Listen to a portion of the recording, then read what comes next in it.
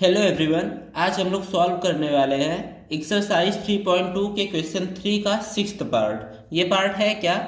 5 years hence the age of Jacob will be 3 times that of his son. 5 years ago Jacob's age was 7 times that of his son. What are their present ages. इसमें बोल रहा है कि 5 साल बाद जो Jacob की as है वो उसके सन की एज की 3 times हो जाएगी, और 5 साल पहले जो जैकब की एज थी वो उसके सन के एज की 7 times थी। आपको पता करना है कि उन दोनों की प्रेजेंट एज कितनी है। अब आते हैं इसके सॉल्यूशन पे। तो सॉल्यूशन में देखिए, हमको फाइंड क्या करना है, जैकब की एज फाइंड करनी है और उसके सन की एज फाइंड करनी है। तो मान लेंगे let Jacob's age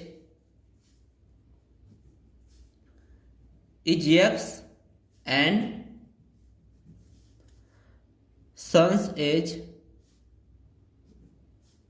is y. मान लेंगे कि जैकब की जो एज है वो एक्स ईयर्स है और जो सन की एज है वो कितनी है, वाई ईयर्स। अब यहां पे लिखेंगे अकॉर्डिंग टू द क्वेश्चन।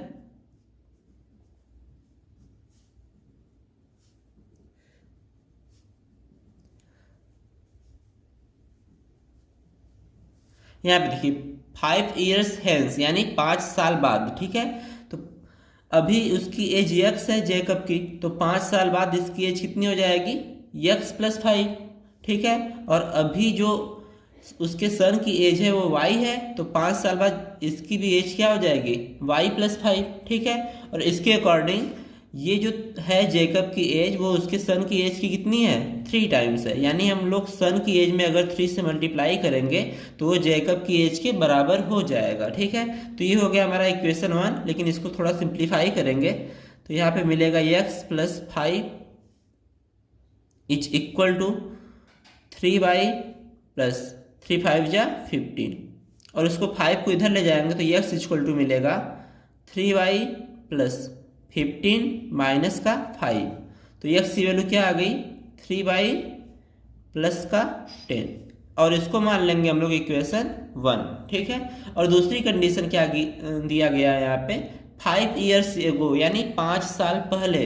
तो अभी एज जो है वो x है, तो 5 साल पहले उसकी एज कितनी रही होगी, x माइनस 5, और उसके बाद 5 साल पहले जो उसके सन की एज रही होगी वो कितनी रही होगी, y माइनस 5, ठीक है।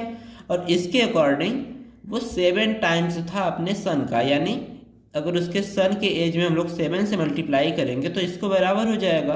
अब इसको सॉल्व करेंगे तो क्या मिलेगा हमको, x माइनस 5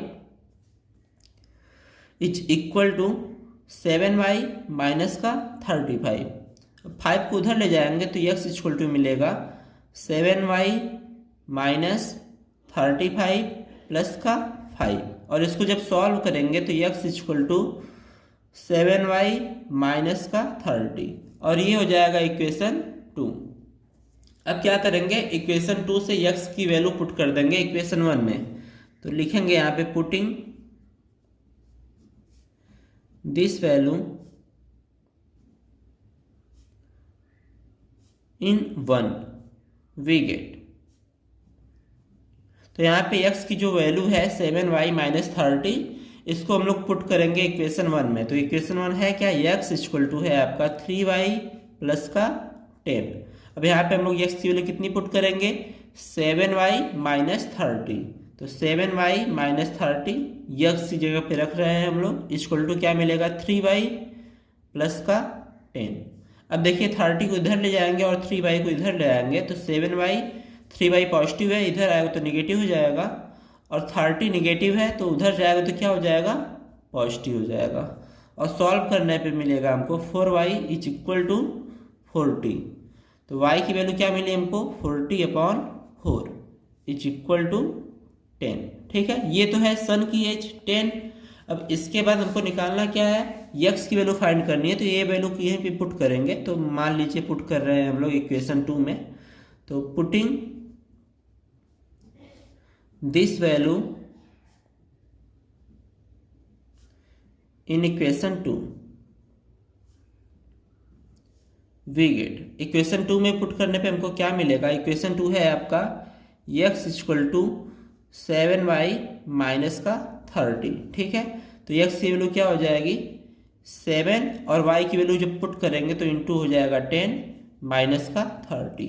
तो x इक्वल टू मिलेगा 70 माइनस 30 और x की फाइनल वैल्यू क्या मिल गई 40। ठीक है, तो यहाँ पे आप लिख देंगे therefore x equal to 40 and y is equal to 10 is the required solution. और उसके बाद लिखेंगे नीचे जैकब्स एज, हम लोग क्या माने थे जैकब की एज यक्स माने थे, तो ये हो जाएगा 40 ईयर्स। और उसके बाद सन्स की एज हम लोग वाई माने थे, तो सन्स की एज कितनी हो जाएगी 10 ईयर्स। और यही हमारा फाइनल आंसर होगा।